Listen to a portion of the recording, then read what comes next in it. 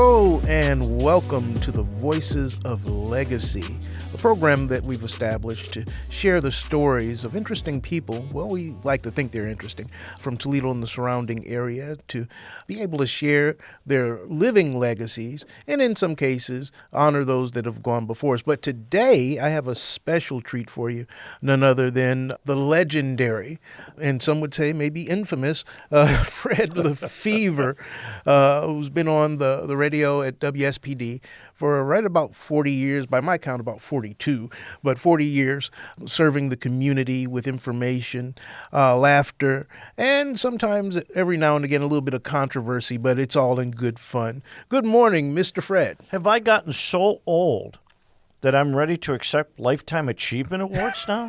I feel like I'm some old washed-up actor at the Academy Awards this year. Oh, here's a 96-year-old. Let's give him something. He never won anything else. I guess after 44 years, I deserve a little something, right? Besides the studio being named after me. Well, I hope so. Maybe a raise. They'll get a chair for you to stand on. There you go. But Brother Fred, as we're joining together, I really do thank you for being with us today. I've been in your studio, had the pleasure of you interviewing me some time ago, but now I get to get you back. Well, I like paying back, and that's why I have people like you and Tremaine Rayford and guys like that on the show, because you're out in the community doing something, and that's important. And yes. It's a good thing to scratch your back, you scratch my back. Exactly. Deeds. Yeah, deeds, not words. Not words. I love that saying. And that seems to be, I guess, the definition of what you're doing now in your career more than ever before, it seems. Well, it seems like that for people who are hearing it more. But when I first got here in 1980, at that time, radio stations were really involved in the community a lot. We had the staff to be able to do that. And so my first couple of years, there wasn't a weekend that didn't go by that I wasn't at either a bike ride or a hike or some kind of charity event somewhere along the line. So I met a ton of the people who were in that service community. And then radio has gone through a lot of changes. We don't have as many staff members as we used to. So I had to find other ways to be able to do that. So I became a member of the Toledo Buffalo Soldiers Motorcycle Club and give back to the community that way. And still MC the occasional charitable event when someone asked me to. Well, to the Buffalo Soldiers, what exactly do you all do? I'm the PIO and the secretary for the club itself. But, well, case in point, today I just got a message before we started recording that we have 10 giant pans of ham casserole that one of our members, Chef Regnus, who runs Off the Rails Food Trolley, has prepared using hams that were donated to us by another one of our supporters. And so we will take those out more than likely to either the Family House or the YWCA Battered Women's Shelter or one of those places, the Cocoon, the Beach House, the Aurora House, one of those places where women who are in trouble are housed because they always need the food. So we'll take those meals out and feed those folks this week. Wow, that's awesome. And that's kind of how we've connected, I guess, over this last year or so in serving the community, actually getting there, not necessarily for accolades or photo ops or anything of that nature. Yeah, it's never about that. It really shouldn't be. If you're just looking to get something back from it, then it's not really service. That's right. And one of the things that we talked about on the air for many, many years, even before I became a member of the Buffalo Soldiers, was that you can't sit back and wait for the government to do things for you, okay? They just won't. They're too big. They cannot focus on the small communities. Well, like whatever your community is, however big it is right now for you, they cannot focus on a community that small. They'll throw money at a big problem, but that doesn't solve the problem. The problems in our neighborhoods and in our cities and with our kids have to be solved, at least for me, one-on-one. You have to be there. You have to, I learned from one of the Buddhists in the area, you have to be present is how they put it. Yeah. Well, that's awesome. You mentioned Buddhism. How has your faith affected your career over the years? I'm open to a little bit of everything, actually. I was raised Catholic, so I went to Catholic grade school, Catholic high school. and attended Catholic churches when I moved to Toledo. And I've kind of gotten away from that for a lot of different reasons. I just didn't find that the Catholic Church was doing the things that I wanted to do on my own. Yeah.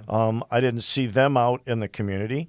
And I found the same thing actually with the non-denominationals and the so-called Christian churches and AMEs and every church in the area.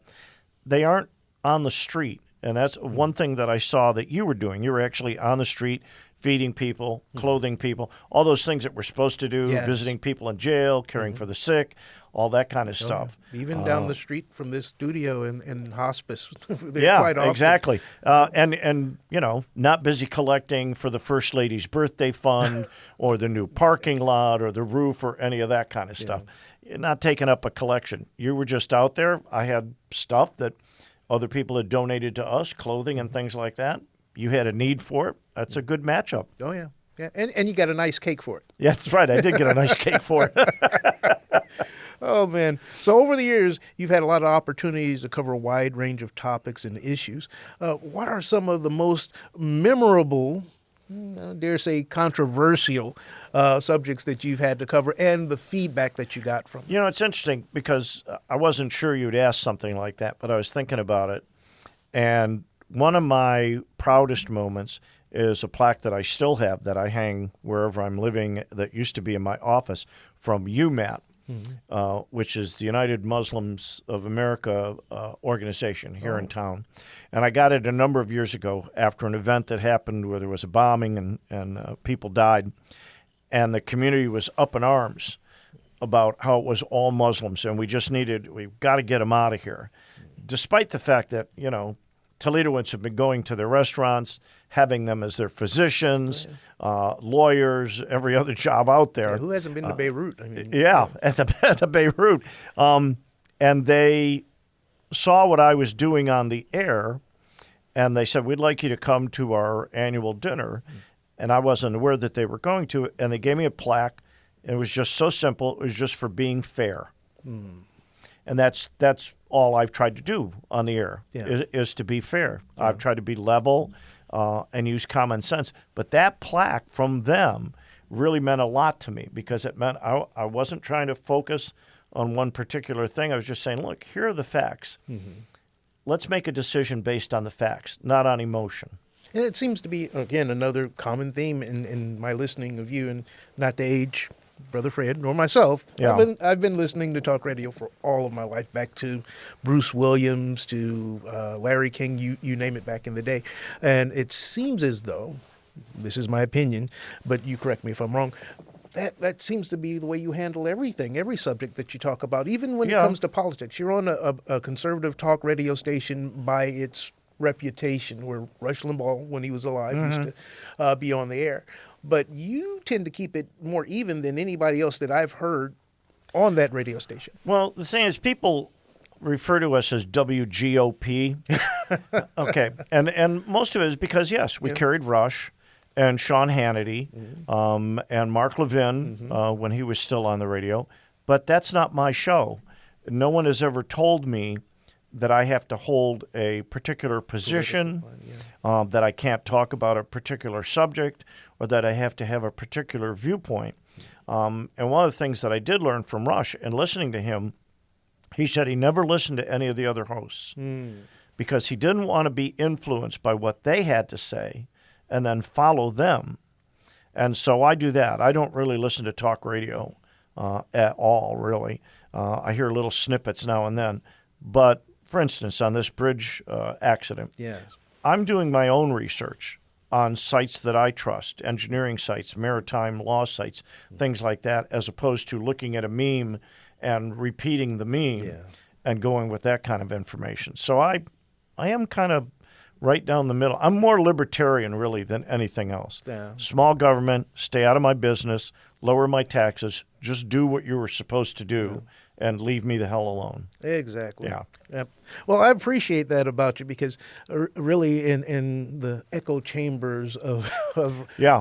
radio and podcasting and the internet, there's so many voices and everybody's on their own side, but they're not listening to anybody. Even in my profession, in the ministry, I mean, my first job is to listen, hear what's the issue, what's the problem, what's the hurt, why are you here in this situation so that we Exactly. can address that. Yeah. And if I can tell you about my faith after that, fine. But if I'm coming in full steam ahead with the party line. Right. Well, and for you, correct me if I'm wrong, but the way you live is supposed to be the example. Exactly. You're not supposed to have to tell somebody you're Christian. That's right. The way you live is supposed to show them. And it doesn't even necessarily mean to be Christian. I don't identify as any one particular thing. But when people see me out in public and see how I live, if they want to use that as an example, great. Yeah. If you don't, if you disagree with all the things I do, that's fine with me. I'm going to continue to do my thing. Before we're anything, we're human. Right. I have Right, to and you address have that. to act on. And you I have think to that's act been on our that connection. first. Yeah, exactly. Yeah. Yeah. I've learned a lot as a member of the Buffalo Soldiers and gone into communities that I probably wouldn't have gone into before. When COVID first hit, we went to the LMHA homes. I grew up in Detroit. We referred to them as the projects. Okay, and we didn't go near them. I grew up in the suburbs, so I didn't go near the projects. I didn't go near the projects here in Toledo, despite having lived here for 40 years by the time COVID hit. But we went in and delivered meals to the kids and the families there because they weren't going to school, so they weren't going to get that school breakfast or lunch. So again, partnering with other community members, we went in and served easily 10,000 meals during those first few months of COVID, about 3 times a week at different LMHA units. And so I met people and saw people and realized, okay, I had it pretty good. These people have a whole different lifestyle that they have to deal with every single day. They're more concerned with whether or not they're going to have a meal that day. All right, whether or not dad's going to come home that day, where the money's going to come from the groceries for that day. So whatever I can do, whatever the club can do, then we need to do that. That's awesome. So it gave you a greater appreciation. Oh, absolutely. Absolutely. And I wish other people could do that. And there are opportunities for them. I'm sure you could use a couple of volunteers to come out and do nothing but maybe hand out the groceries or pass out the clothes that you have for the community. And just being present again, just being present gives you that awareness, okay, this isn't everybody's life. Yes. When we go out and teach the class in gun safety, first time we asked the question, how many of you kids, and it was second graders to sixth graders, have seen a gun? Every hand went up. Yeah, I was at one of your... I hadn't seen a gun until I was 50 years old. How many of you have touched a gun? About half the hands went up. And we're talking to a group of like 100 kids, grade school kids. Yeah. And then how many of you have fired a gun? Hands went up. These are kids who have fired guns in their homes with adults present. No concept of how dangerous that is. Mom and dad, they didn't have a concept of how dangerous it is to let, they thought, well, here, I've got the gun under the bed. Here, I'll show you what it does, thinking that's the safety message. That's not the safety message. So that taught me that, these kids are hearing gunshots every day. Yes. Where I live, I don't. I need to be present in what they're feeling so that I understand where they're coming from. Have you experienced any pushback for that particular program? I haven't gotten any pushback on anything I've done, luckily. That's great. The oddest question I get every once in a while is from people who say, well, weren't the Buffalo Soldiers all African Americans? Yes, they were back in the day. Yeah. It was the all, what they called then, the Negro or the black or the colored troops that were formed after the Civil War. That's right. That fought through every war up until 1951 when Truman integrated the troops. And even then, were treated differently. Yeah. But now it's about the service. We have white members all over the country because it's a service organization first. We honor the military history of those men and women who fought all those years, and we teach that history because kids don't get that history in school. They don't know about the Tuskegee Airmen. Yeah. They don't know about all the things that the Buffalo Soldiers did to help settle the West. They were the first border patrol. They were the first sheriffs in many towns. They were the first park rangers. The roads that are built right now in Sequoia National Park, where those gigantic sequoia trees, those roads are the roads that Buffalo Soldiers built. Wow. Still in service today. That's awesome. So there's a huge history that our kids aren't being taught. And instead, they're relying on Wakanda forever. And sorry, but that's fantasy. Yeah, there are real heroes out there. Yeah, that's awesome. So you seem to have a spirit of service, and I'm thinking, does that come from your parents or your upbringing, or I really don't. Something you picked up over the years? I would attribute it to because my folks were busy raising 9 kids. Oh, wow. So there wasn't a whole lot of time. Where did you fall in? My dad only had the one hobby. So there wasn't a whole lot of time, for them going out and giving service. And I think what happened was when I got here in 1980, and we did so many charitable activities, and they were, I wasn't getting paid for any of those. It is addictive. That just kind of got ingrained in me. It was like, okay, this is what you're supposed to do. And my kids would get involved when I would go out to service projects, and they enjoyed it, so they understood, okay, you have to give back. You're part of the community. And it just, I don't know, it just became a thing. And I really like it. I just really enjoy it. So you have kids and grandkids? I have 2 children. They're both obviously much older, 44 and 40 right now. Oh, okay. And a couple of grandchildren. Awesome.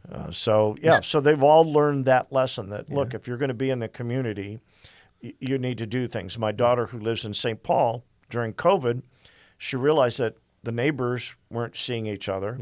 So she started a free music program, a concert in the park, in the big park in her neighborhood, gathered up the bands for it, used her own money to pay for everything that needed to be paid for, get all the permissions and stuff. It's on its 5th year now. Wow. And is drawing more and more people to what is basically, a city park. Every year, she brings in 4 bands. They play all afternoon. That's awesome. And then she raises food for the local food bank, and any money that's left over goes to them too. So a good chip off of the whole block. Yeah, which that makes me happier than anything, really. Yeah, it does. It does. That's probably the legacy that we're talking about today. And I had to learn the hard way of your influence. I knew of you because my father back in the day had Accurate TV. I don't know if you remember that. We had like 16 stores between Michigan and Ohio. We recorded commercials at your station. Oh, yeah. And 15:20 a.m. at the time, I think Ted Wright, I don't know if anybody knows who I Ted remember Wright that name, was. And I remember a much younger you. Yeah, all of us were was a much younger 40 me, years too. ago. But the influence that you have, I learned the hard way, and I'll keep it short. During this past holiday season, I think that's when we kind of connected officially. Fred started to mention our food ministry. We were serving at the time probably about 30, 40, maximum 50 per month. We went from that between Thanksgiving to the end of the year to 400 a month. Wow. Plus, simply because this nice gentleman That's pretty good. mentioned us on the air. I like to hear stuff like that, but the other side of that, the flip side of that is then I want the people who listen also to donate. Yes. And to come forward with money and with donations to make sure that those 400 people are getting what they need. Yes. And that's one of the things that I've discovered, that my listeners don't always know how they can get involved. They don't know where they can go to be present. You know, you have a lot of people out there who say, well, I don't know why these people aren't pulling themselves up by their bootstraps. I don't know why they aren't helping themselves, you know, which is just BS.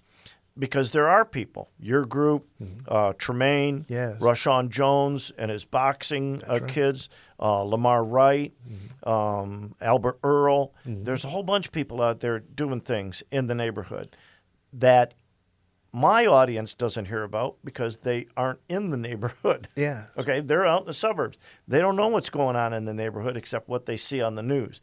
And they need to understand This morning we had Big Brothers Big Sisters. Great They need to understand that those groups are doing something.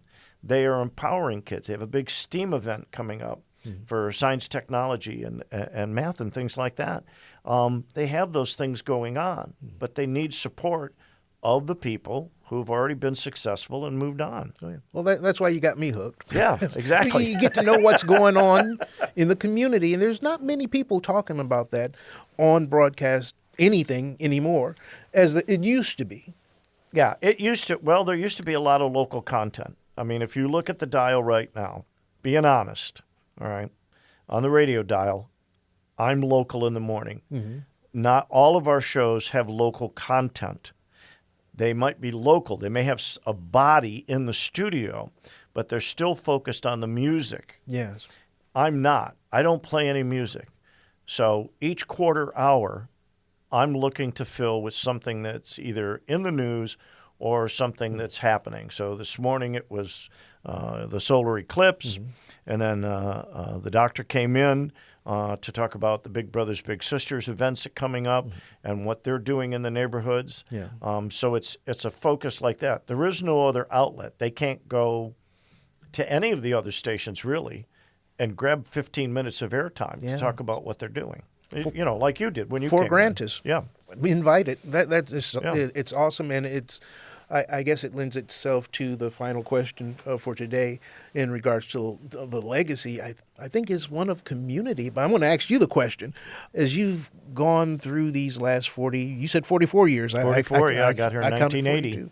Man, there's been a lot of change in Toledo. This isn't the same place I grew up. Oh no.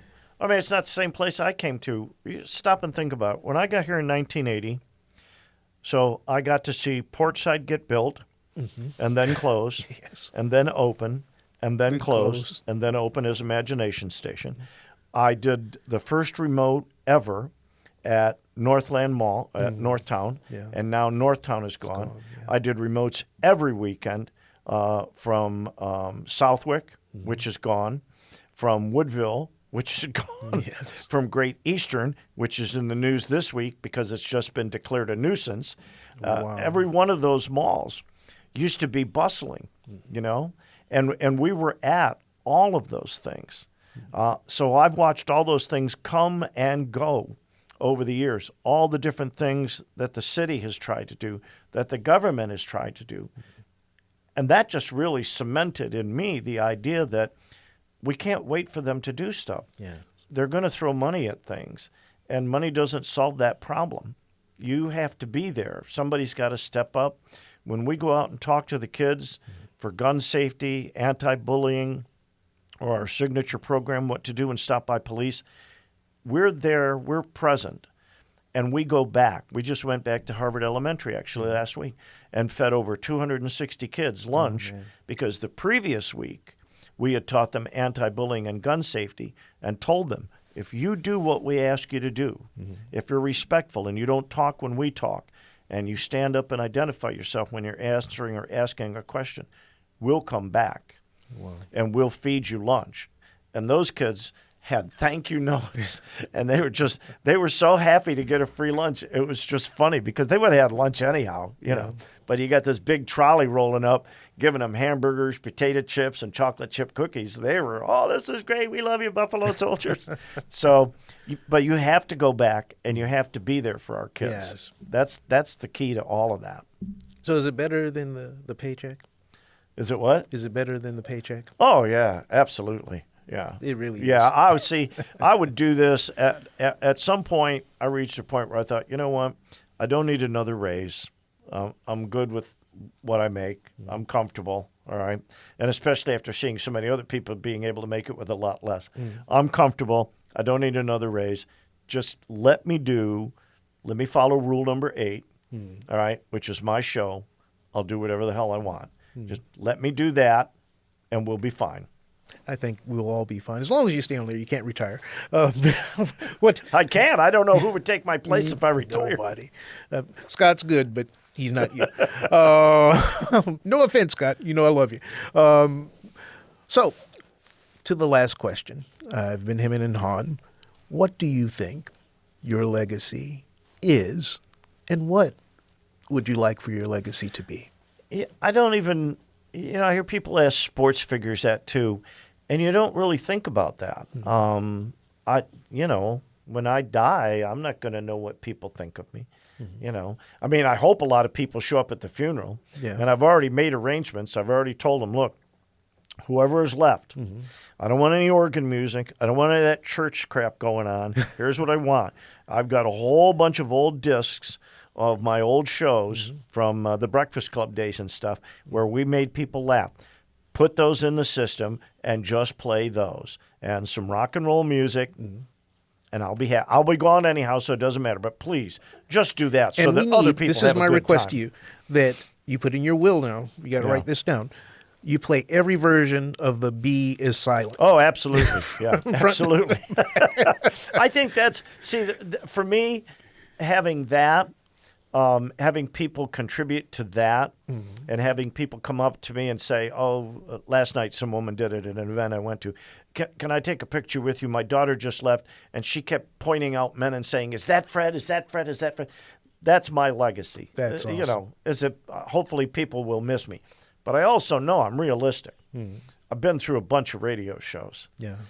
And the first thing they say when that radio show gets fired is, well, I'm never listening to that station again. There's my favorite DJ. And you guys are dead to me. 6 months later, they're back. Because for those stations, it's about the music. Yeah. All right? And the contesting. It's not about the content. For me, it's about the content. Yeah. Well, I think you're not replaceable in any way. That's just my opinion. Everybody is, though. Everybody is. Yeah, not for what you do. But we're grateful for you, Fred. We truly are. Thankful for you coming and joining us for the Voices of Legacy. We hope that what we shared today is beneficial to those that are listening as we're pressing forward. We're thankful for the legacy, I think, of love and community. We didn't say the big L word, but it's reflected in everything that we do. It's not about just words, but deeds. What do you do to benefit your community? How do you give? Not just give back. That kind of includes an implication that you're taking away. But what do you give out of the abundance of your heart to your community? And I think Brother Fred has kind of proven that you can do a lot just by having a will to do so. Thank you so much, Brother Fred. Thank you. Appreciate it. And if people want information on the Buffalo Soldiers, they can go to ToledoBuffaloSoldiers.org. We're always looking for extra community support. So if you want to get more information about the Buffalo Soldiers, you can go there. We thank everybody for listening to the Voices of Legacy today. I am your host, Pastor Carl. Have a blessed and joyful day. And remember, you're writing your legacy today.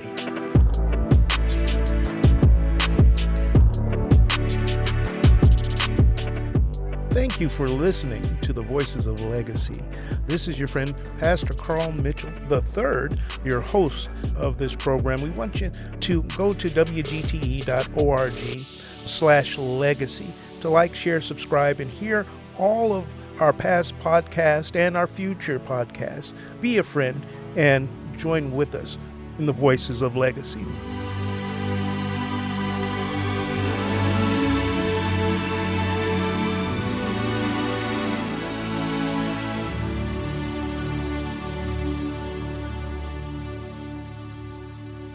WGTE.